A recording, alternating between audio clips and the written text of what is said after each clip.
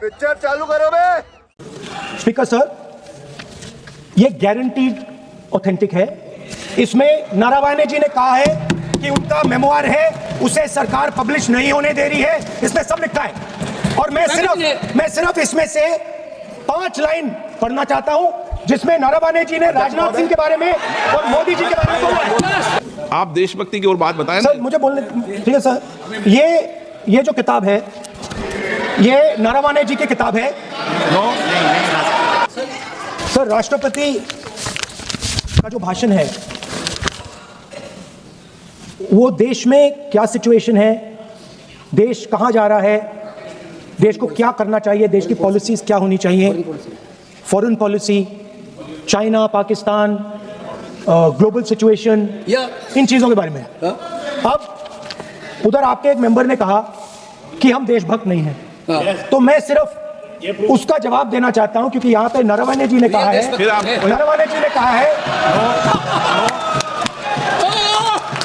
ये स्पीकर साहब, मुझे समझ नहीं आ रही बात। ये कहते हैं कि आतंकवाद से लड़ते हैं, ये कहते हैं कि ये टेररिज्म से लड़ते हैं, और ये एक कोर्ट से डरते हैं। मतलब इसमें क्या चीज है जिससे ये इतना घबरा रहे हैं कि मैं ये नहीं बोल पा रहा हूं सदन के अंदर? इसमें क्या चीज है? ये झूठ है, ये बोलने का परमिशन नहीं, ये झूठ है। इसमें क्या लिखा है जिससे ये इतना घबरा रहे हैं कि मुझे ये पढ़े नहीं? आप नहीं, सदस्य कोई घबरा नहीं रहे आपसे। इसमें मैं आपको सदन में गलत तथ्य और गलत तथ्यों को पेश करना वो ऑथेंटिक बात है। If they are not scared, प्रक्रिया की बात कर रहे हैं, घबरा नहीं रहा किसी से। Sir, if they are not scared, they should allow me to read it. Why are they scared? मैंने इस विषय पर व्यवस्था दे दी है कि कोई भी पुस्तक, कोई भी अखबार, नो सर, नो कनेक्शन, कोई कनेक्शन नहीं है। Speaker cannot do it, sir. Rule is very clear. आप अध्यक्ष की रूलिंग को चुनौती नहीं दे सकते। कोई चुनौती नहीं देगा। अध्यक्ष की रूलिंग होती है, अब ध्यान रखना, ठीक है ना, जब भी सदन चलता है। माननीय सदस्य, आप बोलिए, राष्ट्रपति के अभिभाषण में बोलिए, नीति में बोलिए, पॉलिसी बोलिए, आलोचना कीजिए। President's address is about India's situation. It is about our relationship with China. It is about our relationship with America. It is about our exports. This is a fundamental explanation of our relationship with China. No.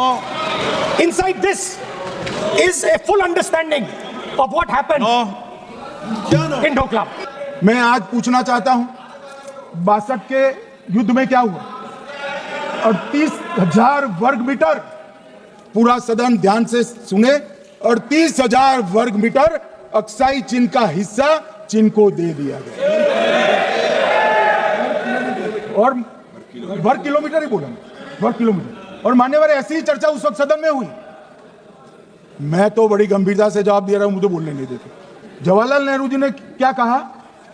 वहां घास का एक तिनका भी नहीं उगता है, वो जगह को क्या करे? तो एक संसद सदस्य ने, नेहरू जी का सर मेरे जैसा था,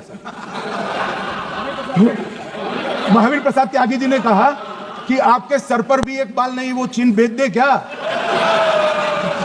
मान्यवर इस तरह से जवाब देते थे, नॉन सीरियस टाइप के जवाब। और कल गोगोई जी बड़ा बड़ा उछल कर बोल रहे थे। अरे गोगोई जी, आपको मालूम है उन्होंने चीन के बारे में, आसाम के बारे में क्या कहा था? आसाम को आकाशवाणी पर बाय बाय कह दिया। रिकॉर्डिंग है।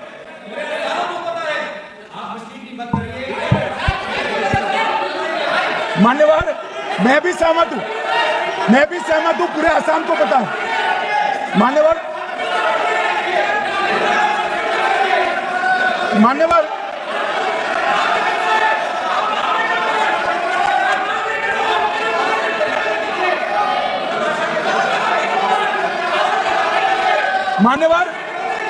मुझे मालूम है पूरे आसाम को पता है, इसीलिए तो वो विरोध पक्ष में बैठे हैं वहां पर आसाम में। पूरे आसाम को पता है। और मान्यवर,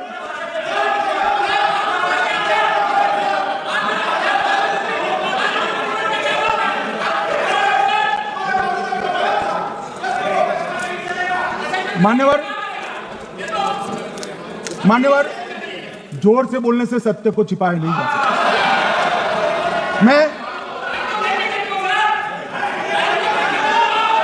मान्यवर मैं selected words of Jawaharlal Nehru series volume 29 पृष्ठ 231 पर से एक जवाहरलाल नेहरू जी के पत्र को कोट करना चाहता हूं। अनौपचारिक रूप से संयुक्त राज्य अमेरिका ने यह सुझाव दिया कि चीन को संयुक्त राष्ट्र में तो ले लिया जाए मगर सुरक्षा परिषद को नहीं, सुरक्षा परिषद में भारत को लेना चाहिए। यह अमेरिका का प्रस्ताव था। नेहरू जी ने कहा हम इसे स्वीकार नहीं करते क्योंकि इससे चीन के साथ हमारे संबंध खराब होंगे और चीन जैसे महान देश को बुरा लगेगा। मान्यवर आज चीन सुरक्षा परिषद में है और भारत बाहर है। मोदी जी प्रयास करें अंदर ले जाने का, इसका कारण जवाहरलाल नेहरू का यह स्टैंड है।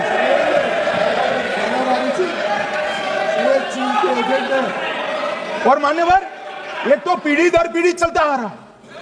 राजीव गांधी फाउंडेशन ने चीन के साथ एमओयू कर दिया।